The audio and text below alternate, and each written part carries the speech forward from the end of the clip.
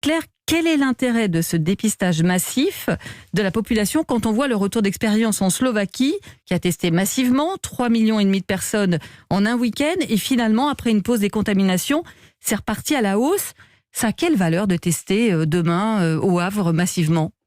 Alors, je pense qu'il faut rester extrêmement ouvert par rapport à ces expérimentations. L'objectif, c'est quoi ? L'objectif, c'est de dépister les personnes asymptomatiques. On l'a vu en France, quand l'épidémie progresse, remonter les chaînes de contamination pour rechercher des personnes asymptomatiques ne suffit plus. La preuve, c'est qu'aujourd'hui, 80% des personnes qui sont positives en France ne peuvent pas être rattachées à un cas index. Donc, il faut les chercher autrement.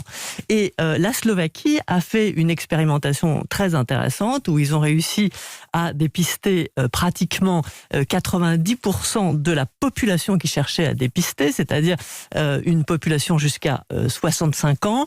Et qu'est-ce qu'ils ont montré ? C'est qu'ils ont obtenu une diminution de l'incidence assez importante dans un premier temps, c'est-à-dire moins de contamination. 80%. De 80%. Bien sûr, ce qu'il faut noter, et ce qui est différent de ce qui a été fait à Liverpool, c'est qu'ils ont réussi à isoler les personnes. Justement, avec notre Crémieux, c'est ça qui est important. Si on teste demain à Charleville-Mézières, au Havre, si on n'isole pas, ça n'a pas de sens. Absolument. C'est pour ça que j'insiste dessus. C'était associé à un système d'encouragement fort, c'était pas obligatoire, mais d'encouragement fort à l'isolement, avec, pour les personnes qui refusaient de se faire tester, 14 jours de quarantaine, et pour les personnes qui refusaient de se faire isoler, une amende assez importante. Ça, c'est la première chose qui était importante.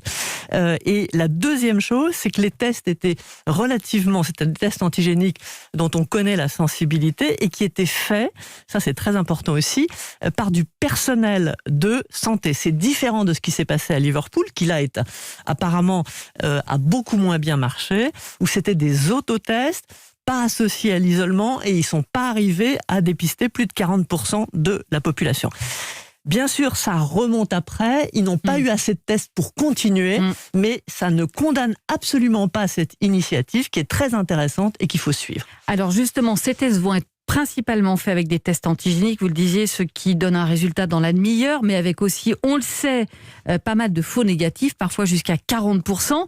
En clair, ceux qui se font tester demain au Havre, au-delà de l'aspect expérimental, ça veut dire qu'ils ne pourront pas dire « super, je suis tranquille pour les fêtes ». Je ne vais faire courir aucun risque à ma famille. Alors, il y a quelque chose qu'il faut vraiment bien comprendre avec les tests.